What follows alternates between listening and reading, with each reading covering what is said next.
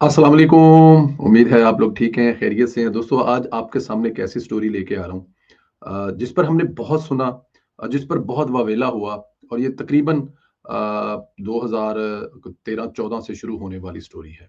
और फिर इसके साथ-साथ जो चीज़ें चलती रही, फिर इसने एक ऐसा टर्न लिया इस स्टोरी ने कि इसमें जो है वो 2 वज़राए आज़म जो हैं वो इसमें इसके रगड़े में आए। पहले जो हैं वो साबिक वज़ीर-ए-आज़म थे और फिर इमरान खान साहब जो हैं उस वक़्त के वज़ीर-ए-आज़म थे और फिर वो भी साबिक हो गए और आज उस वजह से इमरान खान साहब जो हैं वो जेल की सलाखों के पीछे हैं। जी, 190 मिलियन जो पाउंड है इस केस की और 150 करोड़ की कहानी आपके सामने रखूँगा। 190 मिलियन का तो आपने बहुत सुना होगा, ये 150 करोड़ कहाँ से आ गया, ये भी आपको बताएँगे आज। अच्छा, आपको ज़रा मैं ये स्टोरी सुनाने से पहले, ये वाक़या बताने से पहले बता दूँ कि हमारे सोर्स हैं जिनसे हमारी कोई तकरीबन 20 से 25 मिनट बल्कि 30 मिनट बात हुई। उसमें कुछ छोटे-छोटे उनसे सवाल किए जिनके हमें बड़े मज़े के जवाब मिले और कुछ चीज़ें ऐसी भी हमारे सामने आई जो हम नो कम से कम पहले नहीं सुनी। क्योंकि हम लोग टीवी की रिपोर्ट देख रहे हैं, मुस्लिम रिपोर्टरों की देख रहे हैं, लेकिन ये आप ये समझ लें कि ये बड़ी फर्स्ट हैंड किस्म की इन्फॉर्मेशन है। ये वहाँ की इन्फॉर्मेशन है। अब मैं ज़ाहिर है नाम नहीं बता सकता, ज़ाहिर है एक एक जेंटलमैन प्रॉमिस होता है, उसमें नाम नहीं लिया जा सकता। लेकिन ये मैं आपको बता दूँ कि फर्स्ट हैंडेड है। ये आप ये समझ लें कि ये बस समझ जाएँ आप कि ये कितने इसमें जो भी इन्फॉर्मेशन है, ये बड़ी प्योर इन्फॉर्मेशन है। ये किसी की सुनी-सुनाई नहीं है। ये पूरी की पूरी जो है आप जब सुनेंगे तो आपको लगेगा पता कि असल स्टोरी है क्या। 150 करोड़ और 190 मिलियन पाउंड लंदन वाली स्टोरी, आप उसको सुनाते हैं। अच्छा, एक बात तो ये है कि ये जो गढ़ा है ना, हुकूमत पाकिस्तान ने नवाज़ शरीफ के बच्चों के लिए खोदा था। कि इसमें नवाज शरीफ और नवाज शरीफ के बच्चे जो इस गड्ढे में गिरेंगे, वो इसलिए खोदा गया था। लेकिन जो नवाज शरीफ के बेटे हैं, हसन नवाज साहब, हुसैन नवाज नहीं, हुसैन नवाज साहब जो है वो सऊदी अरब में होते हैं। जो हसन नवाज साहब हैं, वो इंग्लैंड में प्रॉपर्टी का काम करते थे। ये मेरे ख्याल में सबको पता है।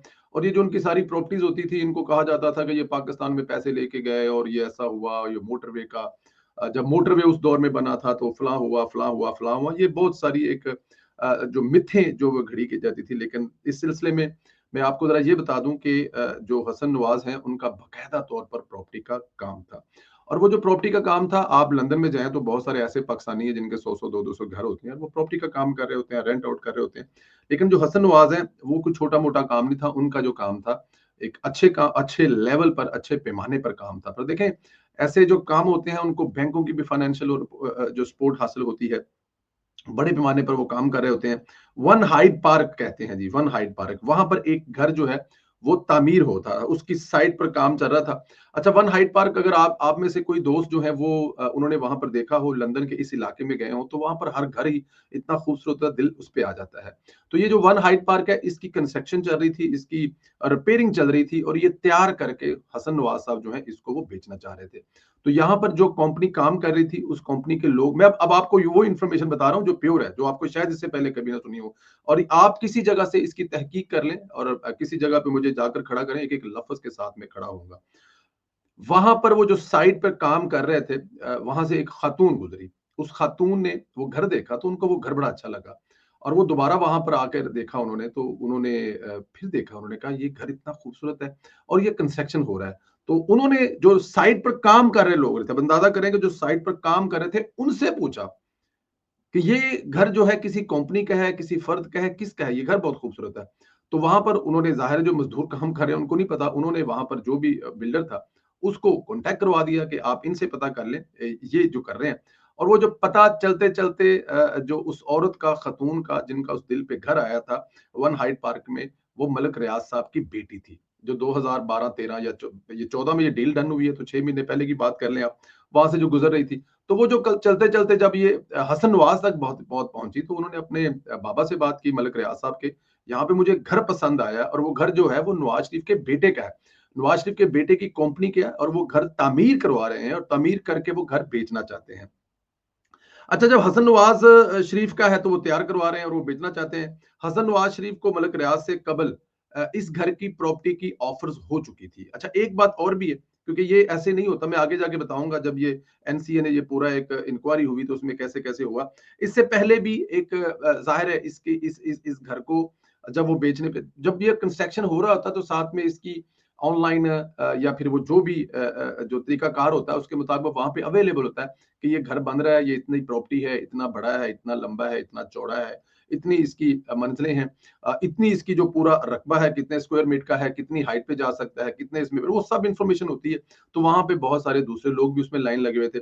हमारे जो सोर्स है वो बताते हैं कि 5 लोग जो है वो ऑलरेडी इस कंपनी को खरीदने के लिए मसरूफ, इस घर को खरीदने के लिए मसरूफ थे।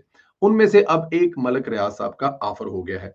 अच्छा, हमें ये भी बताते हैं कि बताने वाले ये भी बता रहे हैं कि मलक रियाज ने ये भी कहा कि आप हमें घर दे दें तो पैसों का हम आपके साथ कर लेंगे, पैसे हम आपको दे देंगे। जिस पर कहा गया कि ऐसा मुमकिन नहीं है, हम ये नहीं कर सकते, क्योंकि यहाँ पर अगर आपने घर लेना है तो आपको पैसे देने पड़ेंगे, क्योंकि तभी घर आपके नाम पे ट्रांसफर होगा। ये पाकिस्तान वाला चैप्टर नहीं है। तो मलक रियाज साहब को, हाँ, ये लिहाज किया गया था। ये मैं आपको अंदर की बात बता रहा हूँ अब, कि ये एक लिहाज किया गया था कि आप पैसे जो देना चाहते हैं वो दें, आप लोग कब्जा ले लें, शिफ्ट हो जाएं। जब घर तामीर हो गया, घर मुकम्मल हो गया, तो आप कब्जा ले लें, शिफ्ट हो लें, लेकिन ये आपके नाम पर घर नहीं होगा।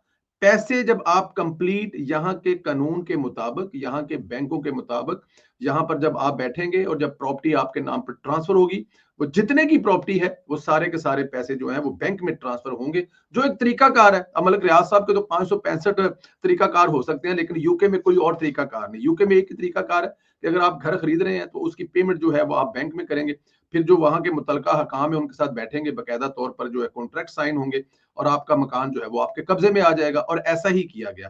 तो मलक रियाज साहब ने जब ये उनको ये हुआ कि ठीक है जी आप शिफ्ट हो जाएं, कोई बात नहीं, लेकिन ये आपके नाम पर उस वक्त होगा, क्योंकि शिफ्ट तो आप एज अ किराएदार भी हो सकते हैं ना, शिफ्ट तो आप एज अ फैमिली मेंबर भी हो सकते हैं, लेकिन मकान तभी नाम पर होगा जब आप पूरे पैसे पेमेंट करेंगे, और वो भी जो तरीकाकार है उसके मुताबिक है।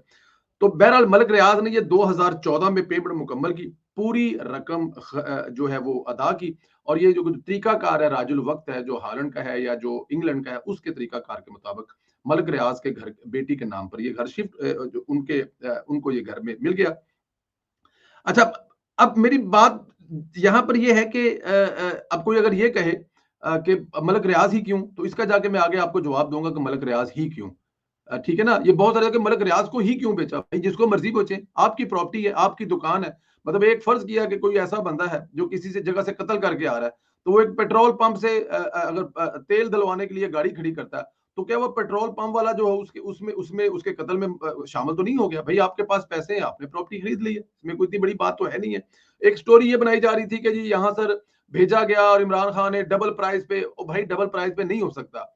ये इंग्लैंड है, ये हॉलैंड है, ये यूरोप है। अगर इस घर की कीमत 15 लाख है, तो 15 लाख में से आप 5 7 10 हजार ऊपर कर सकते हैं, लेकिन इसको 30 लाख में नहीं बेच सकते, क्योंकि यहाँ पर भी एक बुक वैल्यू होती है। उस बुक वैल्यू से अगर आप ज्यादा खरीदेंगे तो जो लिखने वाले हैं, जिन्होंने वो आपके नाम पे ट्रांसफर करना है, वो हो सकेगा ही नहीं, क्योंकि उनको अगर नजर आ रहा है कि यहाँ पे कुछ धोखा है, फ्रॉड है, तो वो ऐसा करेंगे नहीं, वो इस डील का हिस्सा ही नहीं बनेंगे।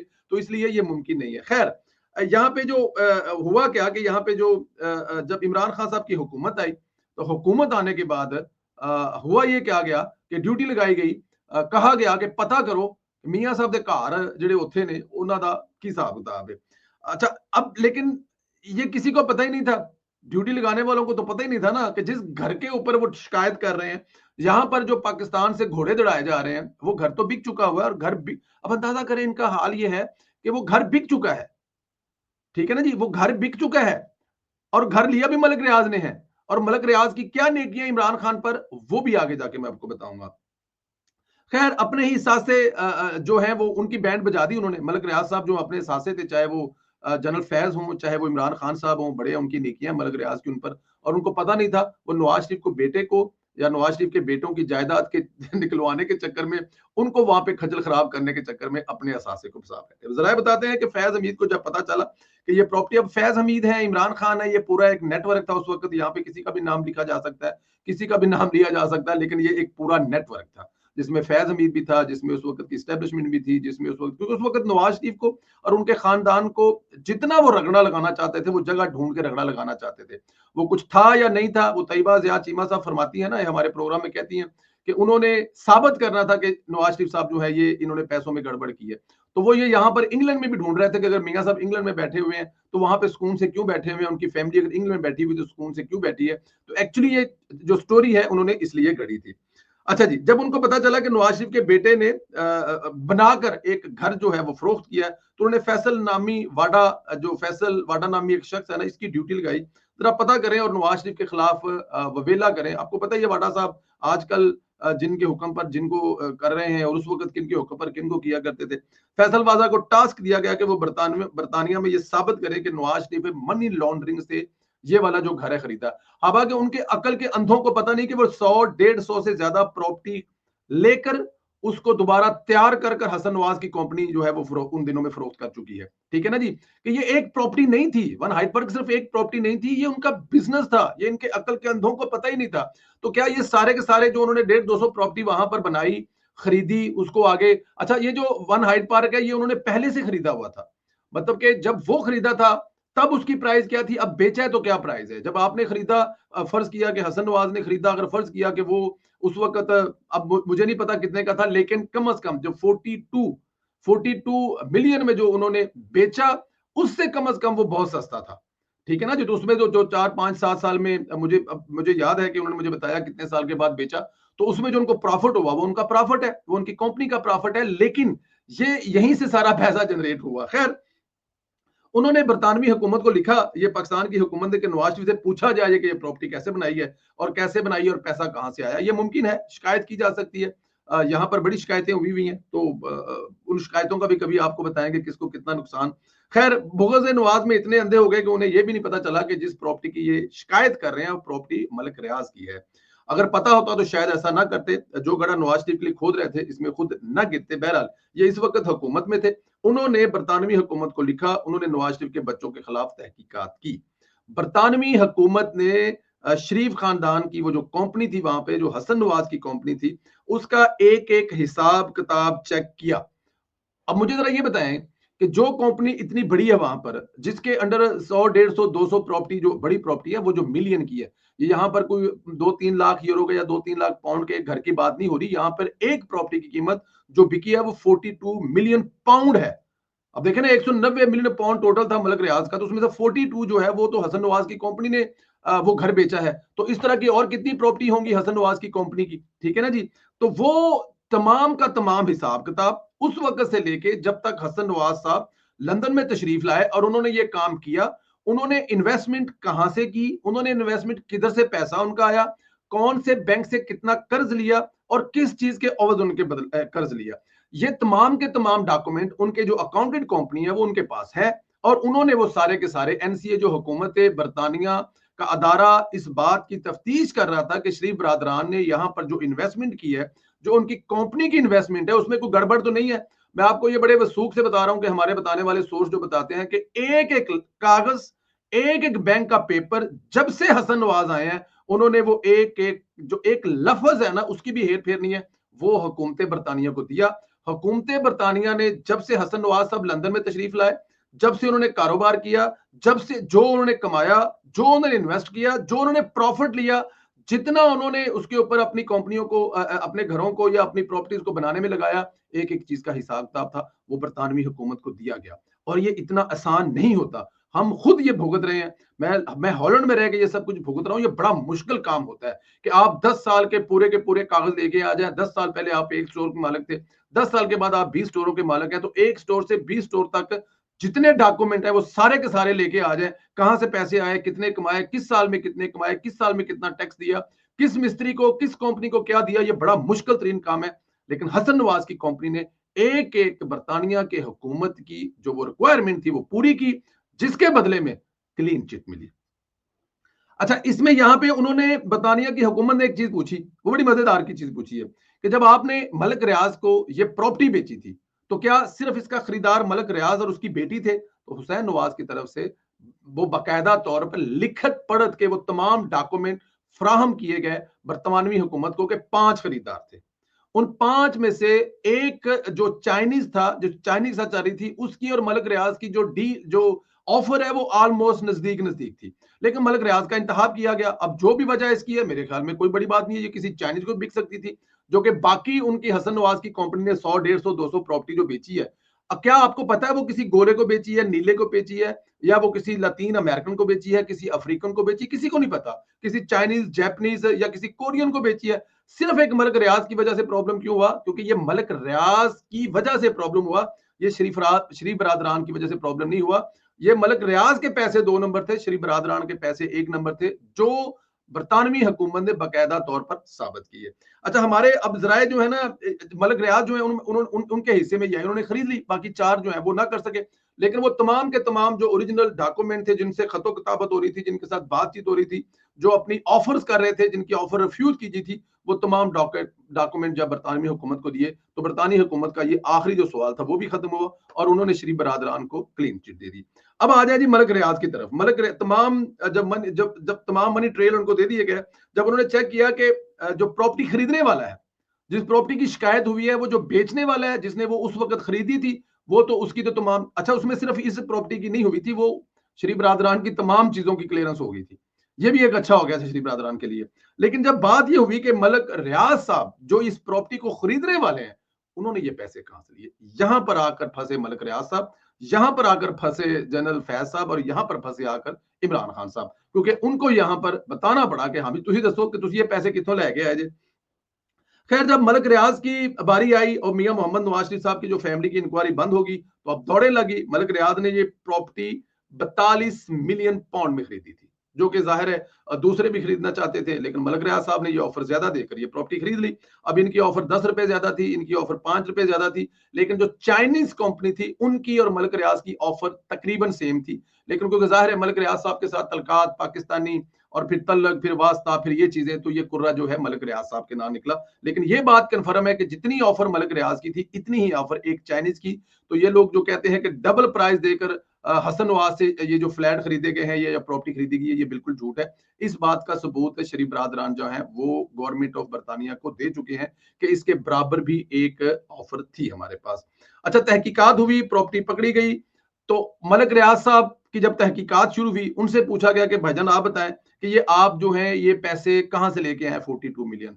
और 42 मिलियन के साथ साथ मलक रियाज साहब की कुछ और प्रॉपर्टी थी, उन्होंने खरीदी थी लंदन में, वो भी पकड़ी गई, उनकी भी इंक्वायरी शुरू होगी। और कुछ कैश पाउंड की सूरत में मलक रियाज साहब से बरामद हुआ, मलक रियाज साहब की फैमिली से बरामद हुआ, वो भी उनसे पूछा गया। तो उसमें मलक रियाज साहब जो है वो फिर आए बाएं शाए करने लगे।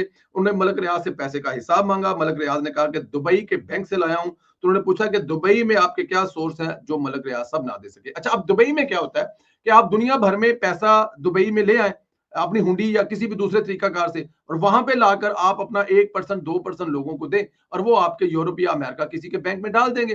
तो बरतानवी हुकूमत ने कहा ये बात तो ठीक है, आपका पैसा इस मुल्क में बैंकों के जरिए आया है और वो आया दुबई से। अब आप हमें ये बताएं कि आपका दुबई में क्या काम कारोबार है, दुबई में आपने कहां से पैसा जनरेट किया, किधर से पैसा आपका आया, वो बताएं।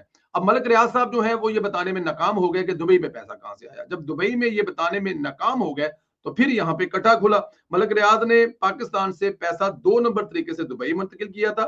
बरतानवी हुकूमत ने यही पूछा कि भाई बरतानिया तो बैंकिंग चैनल से लाए हो, दुबई कैसे मुंतकिल, तो नहीं बता सके। बहरहाल मलक रियाज ये साबित ना कर सके कि दुबई में पैसा कहां से आया, किस तरह आया, इसलिए यहां पर आकर वो फंस हो गए।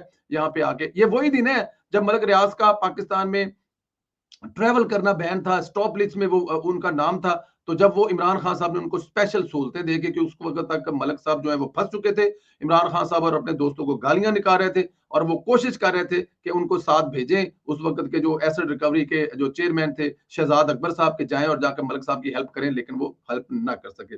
बरतानवी हुकूमत का एक कानून है कि जब इस तरह की तहकीकात हो, बंदा फंस जाए, तो वो कानून है कि अगर गैर कानूनी पैसा बरतानवी हुकूमत के हवाले कर दिया जाए तो क्रिमिनल कार्रवाई नहीं होती। ये बरतानवी हुकूमत का कानून है कि जो पैसा आपका पकड़ा गया वो अगर हुकूमत बरतानिया को दे दें तो आपको क्रिमिनल नहीं लिखा जाएगा, आपकी माफी तलाफी हो जाती है। मलक रियाज ने भी यही काम किया। पाकिस्तान से साबिक अटॉर्नी जनरल सुलेमान भट्ट साहब एक वकील है, इन्होंने बरतानिया में जाकर इमरान खान साहब की हुकूमत में मलक रियाज साहब की हेल्प आउट की, और ये हर वक्त जो है वो मलक रियाज साहब के साथ होते थे, हर मीटिंग में साथ बैठते थे, और ये तमाम के तमाम जो मामला थे इनको क्लियर करने में इनका बड़ा हाथ था। कानूनी टीम के हमरा मलक रियाज ने एग्रीमेंट किया कि अगर केस ना बने तो ये जो 190 मिलियन पाउंड है पाकिस्तानी कौम का पैसा है, वो जिस तरह भी जैसे भी करके मलक रियाज साहब ने कमाया वो बरतानिया जब्त कर लेगा, और मलक रियाज साहब की जान छूट जाएगी और ये मलक रियाज साहब की वैसे जान चुकी, क्योंकि वो पैसा हुकूमत पाकिस्तान का था, दुबई के रास्ते बरतानिया गया था, इसलिए बरतानवी हुकाम ने पैसा हुकूमत पाकिस्तान के हवाले करना था। फैज हमीद और इमरान खान ने तो एक फ्लैट पर नवाज शरीफ को फंसाने की कोशिश की थी। खैर वहां पर जो इमरान साहब और उन्होंने पूरे के पूरे जो है पैसे फंसा दिए। अब जब ये पैसा पकड़ा गया तो मलक रियाज साहब और इमरान खान साहब और ये पूरी का पूरा जो नेटवर्क है सर पकड़ कर बैठ के कब करे क्या।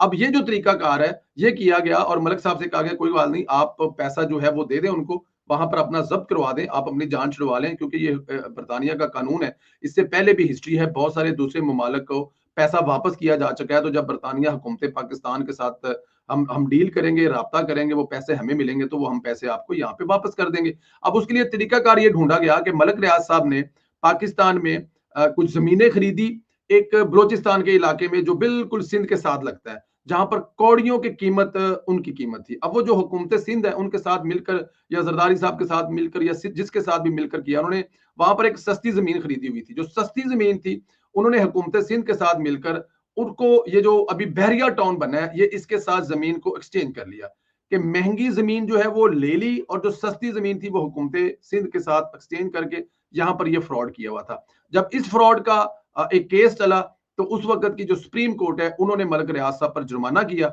और वो जो जुर्माना है मलक साहब ने कहा जी मेरे पास इतने पैसे नहीं है, तो वो मलक साहब ने पैसे किस्तों में देने थे। तो अब इंग्लैंड वालों से पैसे वापस लेने थे, तो इमरान खान साहब ने कहा जी कि इंग्लैंड वालों को आप स्टेट जो सुप्रीम कोर्ट का वो अकाउंट जिसमें मलक साहब ने किस्तें जमा करवानी है वहां पे पैसे डलवाए। पाकिस्तान में बंद लिफाफों में, जाहिर है ये पैसे जब आने थे तो इसकी जो आपकी जो कैबिनेट है उसकी मंजूरी के बगैर ये काम होना नहीं था। तो जो अपनी कैबिनेट थी उसकी मंजूरी उन्होंने एक बंद लिफाफे में ली और वो मलक रियाज की किस्तों वाले अकाउंट में पैसे जमा करवाए और ये टोटल फ्रॉड हुआ। ये थी पूरी स्टोरी। लेकिन इसमें दो चीजें जो है वो मैंने पूछी। एक कि मलक रियाज के लिए इमरान खान साहब इतना क्यों क्यों क्यों कर रहे थे, एक, और दूसरा ये जो शहजाद अकबर है इसका क्या रोल था। तो मेरे सोर्स बताते हैं कि उन्होंने एक मजे का किस्सा सुनाया कि मलक रियाज साहब के साथ इमरान खान का बड़ा पुराना ताल्लुक है। उन्होंने बताया कि एक ऐसी मीटिंग थी जिसमें मियां मोहम्मद नवाज शरीफ साहब बैठे हुए थे, और बताने वाले बताते हैं कि वो मियां मोहम्मद नवाज शरीफ साहब के साथ उस मीटिंग में बैठे हुए थे। वहां पे मलक रियाज साहब जो है उन्होंने एक किस्सा सुनाया। उन्होंने कहा जनाब ये जो 2000 गालबन ये 2013-14 का या 2011-12 का वाकया है, मुझे इस पे जरा थोड़ा सा वो दीजिएगा, मेरे ख्याल में 11-12 का वाकया है। उन्होंने कहा जी कि इमरान खान साहब जो हैं उनको मैंने 150 करोड़ रुपया दिया है जो कि मुझे जनरल पाशा ने दिया है। ये बताया उन्होंने मलक रियाज साहब ने। अब मलक रियाज साहब ने मियां साहब को ये मीटिंग में क्यों बताया, क्योंकि मलक रियाज को इस बात का अंदाजा था कि एजेंसियां तो हैं, एक ना एक दिन नवाज शरीफ साहब को पता तो लगना है।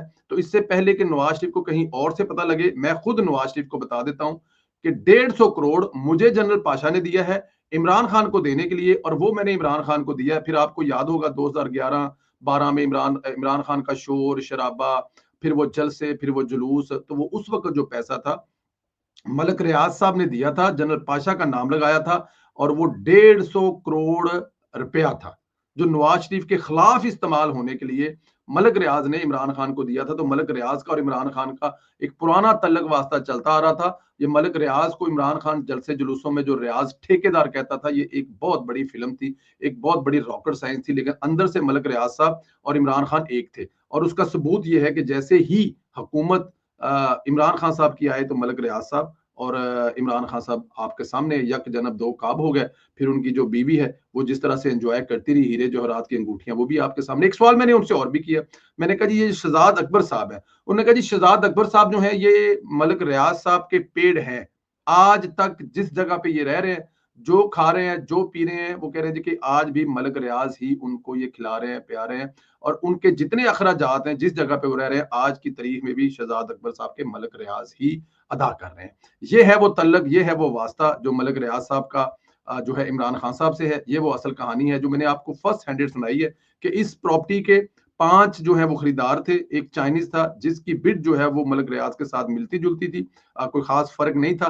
लेकिन मलक रियाज साहब जाहिर है तल्लक में थे, वास्ते में थे, वो मियां मोहम्मद नवाज शरीफ साहब से उन्होंने मियां मोहम्मद नवाज साहब ने ये भी कहा जी कि पैसे हम बाद में दे देंगे, प्रॉपर्टी हमें दे दें, जो कि जाहिर है ऐसा नहीं हो सकता था, क्योंकि लंदन में ऐसा हो नहीं सकता था। जब प्रॉपर्टी आपने नाम करवानी है और आपने पैसे नहीं दिए तो ऐसा हो नहीं सकता। तो फिर उनको कुछ देर के लिए पहले ही शिफ्ट होने का ऑफर कर दी गई थी कि आप शिफ्ट हो जाएं, कब्जा ले लें, लेकिन आपको नाम उस वक़्त किया जाएगा जब आप किसी टोटल पेमेंट करेंगे, क्योंकि यहाँ की रिक्वायरमेंट ऐसी है। तो ये भी एक किस्सा हुआ, ये भी एक कहानी हुई। इसमें बहुत सारी दूसरी भी चीज़ें हैं, बट मैंने आपको जो मोटा-मोटा केस है, मोटी-मोटी स्टोरी है, वो सुनाई है। ये फर्स्ट हैंड इन्फॉर्मेशन है, जो मुझे मतलब कि बड़ी ही बस आप समझ जाएँ कि कहाँ से मिल सकती है, कौन दे सकता है, कहाँ से आई होगी। लेकिन अल्लाह ताला की ज़ात जो है वो देखें, इसका जो रिजल्ट निकलता है वो ये है कि देखें, घड़ा खोदा जाता है किसी के लिए और उसमें आप खुद गिर जाते हैं। ऐसा ही हुआ। इमरान खान साहब और उनके हवारियों ने ये घड़ा नवाज शरीफ के लिए खोदा, उनके बच्चों के लिए खोदा, लेकिन इसमें खुद फंस गए। इसलिए कहते हैं ना कि आप अगर साफ नीयत से काम कर रहे हैं, साफ नीयत से चीजें चल रही हैं, तो शायद आपके साथ ये ना हो। लेकिन इसमें कोई शक नहीं है, मलक रियाज साहब के साथ ये इसलिए भी हुआ है कि मलक रियाज साहब पता नहीं कब से किस किस के लिए घड़े खोद रहे थे, और आज ये सब कुछ उनके साथ हुआ। और 190 मिलियन पाउंड जो कि शरीफ बरादरान पर इल्जाम लगाया गया, वो क्लियर हुए। वो वहां पर सर उठाकर और भी जी रहे हैं, क्योंकि यहाँ के डॉक्यूमेंट बड़े पूरे होते हैं, आपको रखने पड़ते हैं। मैं पिछले दिनों कुछ डॉक्यूमेंट हमें चाहिए किसी जगह पे देने के लिए, तो मैं पिछले दिनों जो हमने बिजनेस 2 साल पहले खरीदा है, उसके डॉक्यूमेंट 2007 और 8 के। अब 2007 और 8 को गुजरे हुए 15-16 साल हो गए हैं। वो मैं वो जो स्टोर है उसके नीचे जो जहाँ पे डॉक्यूमेंट रखे होते हैं, वहां से ढूंढ के लाया हूँ। और वो डॉक्यूमेंट हमारे पास पड़े हुए हैं, जो 15-16 साल, वो जो हमारे पास पड़े हुए हैं, वो उससे पहले मालिक के हैं, जो उससे पहले मालिक था, और हमें भी वो आगे जाके रखने हैं। और जब हम को 2, 4, 5, 7 साल बाद वो बिजनेस को वो सेल करेंगे, या हमारे पास नहीं होगा, या हमें उसकी जरूरत पड़ेगी, तो वो डॉक्यूमेंट वहीं पे पड़े होंगे। तो इसलिए यहाँ पर बहुत मुश्किल है कि आप किसी को दांत दप्पा लगा सके। मलक रियाज साहब जो हैं वो जरा इजी ले गए थे, उनके ख्याल में ये दुबई था या फिर पाकिस्तान था, लेकिन ये यूके था। शरीफ बरादरान की फतह हुई, और मलक रियाज साहब इमरान खान साहब के साथ मिलकर जो फंसे, वो आपके सामने है। दोस्तों, अगर इस पे कुछ सवाल हो तो अपना सवाल जरूर कीजिएगा, राय जरूर दीजिएगा। एक ऐसी स्टोरी थी जो आपके सामने लेके आनी थी, जिसमें बहुत सारी चीजें बताई जाती हैं, लेकिन मैंने कहा मैं जरा आप लोगों के साथ फर्स्ट हैंड इंफॉर्मेशन करूं। अपना ख्याल रखें, इजाजत है, खुदा हाफिज।